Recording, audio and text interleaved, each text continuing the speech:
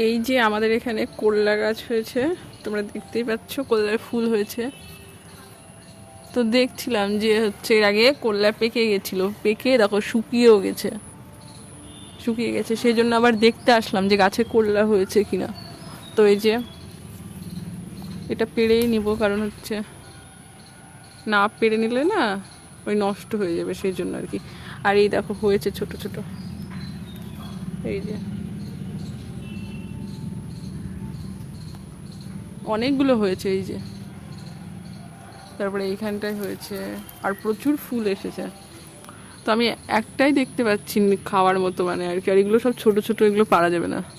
না, আর একটা নেওয়া যাবে মনে হচ্ছে। এই যে এইখানটায় অনেকটা বড় মনে হচ্ছে, এটা তুলে নি। আরে ছিঁড়ছে না কেন, ছিঁড়লে তুলে নিলাম। তোমরা কে কে কল্যার পাতা খেয়েছো জানিও, আমার তো কল্যার পাতা খেতেও খুব ভালো লাগে। মা রান্না করে দেয় ডাল দিয়ে, বেশ সুন্দর লাগে খেতে। এটা একটু কুচকে গেছে, এটা পেরে নি।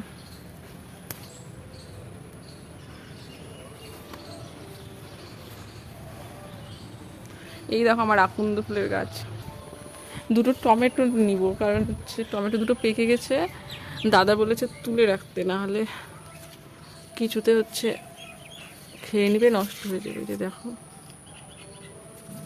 দুটো পেকে গেছে, দুটোই তুলে নিব আর কি। এই যে দেখো একদম লাল লাল হয়ে কি সুন্দর পেকেছে, এখনো আছে, কাঁচা কাঁচা টমেটো আছে, ছোট ছোট এই যে হয়েছে,